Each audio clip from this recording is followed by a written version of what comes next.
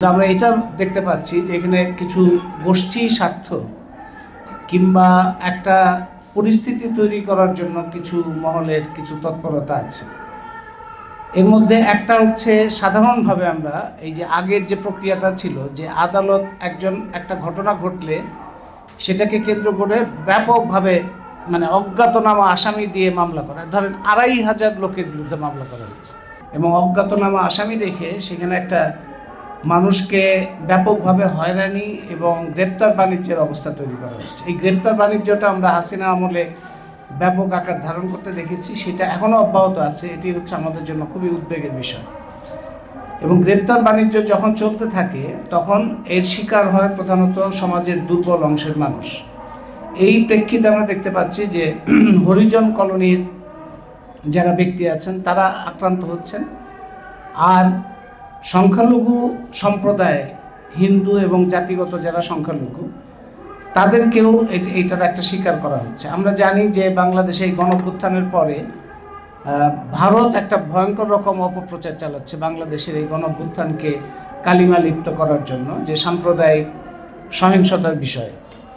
সেটার জন্য সেই ভারতের এই প্রচারকে আরও শক্তিশালী করার মতো তৎপরতা যদি বাংলাদেশে চলে এবং যারা চালায় তারা ভারতের এই অপপ্রচারকেই আরও শক্তিশালী করছে।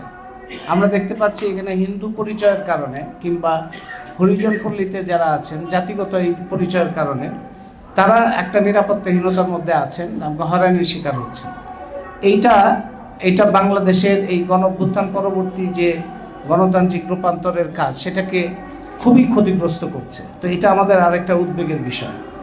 আমাদের তৃতীয় উদ্বেগের বিষয় হচ্ছে যে হত্যাকাণ্ড যখন হয়, হত্যাকাণ্ডের পরে যথাযথ তদন্ত কাজ না চালিয়ে, যেমন এখানে উল্লেখ করা হয়েছে যে সিসিটিভি ক্যামেরা যথেষ্ট ছিল, বেশ কয়েকটা সিসিটিভি ক্যামেরা আছে, সেটাকে ব্যবহার করা হচ্ছে না করে তদন্ত কাজটাই এমনভাবে করা হচ্ছে যাতে প্রকৃত অপরাধী যারা তারা ধরা পড়বে এবং তাদের বিরুদ্ধে শাস্তি হবে, সেটা ঠিকমতো হচ্ছে না। এবং এখানে হরিজন পল্লীতে যে আক্রমণটা হলো, ভাঙচুর হলো, সেটা নিয়েও মামলা করার ব্যাপারে আমরা দেখতে পাচ্ছি যে পুলিশের উদ্যোগ নাই, দ্বিতীয়ত অন্য কেউ উদ্যোগ নিতেও পারছে না, আইনি প্রক্রিয়াটা বাধাগ্রস্ত হচ্ছে। সুতরাং আইনি প্রক্রিয়া বাধাগ্রস্ত করে একটা অশান্তি কিংবা উস্কানি কিংবা ভয়ঙ্কর রকম উচ্ছৃঙ্খল অবস্থা তৈরি করে দুর্বল জনগোষ্ঠীকে নিরাপত্তাহীনতার মধ্যে ফেলা, এটাই হচ্ছে আমাদের প্রধান উদ্বেগের কারণ। বিশেষত হরিজন সদস্যদের উপরে হামলা এবং হয়রানিটা বেশি হচ্ছে। পাশাপাশি আইনগত যে প্রক্রিয়া, সেই প্রক্রিয়ারও আমরা দেখতে পাচ্ছি যে ঠিকমতো অগ্রসর হচ্ছে না, তদন্ত এবং আইনগত প্রক্রিয়া।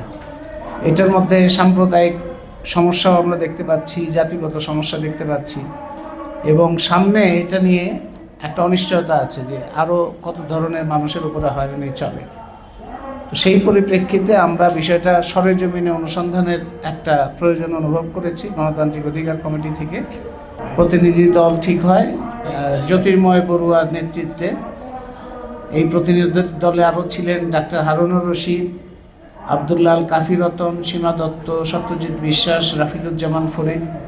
চট্টগ্রামে আরও কয়েকজন আইনজীবী যুক্ত হন, তার মধ্যে জহিরুদ্দিন এবং শফিউদ্দিন কবির আবিদ হচ্ছেন অন্যতম। 23শে ডিসেম্বর তারা চট্টগ্রামে বিভিন্ন পর্যায়ে আলোচনা করেন এবং নিজেরা অনুসন্ধান করেন। তার ভিত্তিতেই আমাদের যে পর্যবেক্ষণ এবং আমাদের যে সিদ্ধান্ত এবং দাবি, সেটা উপস্থিত করার জন্য আজকে আমরা এই সম্মেলনটি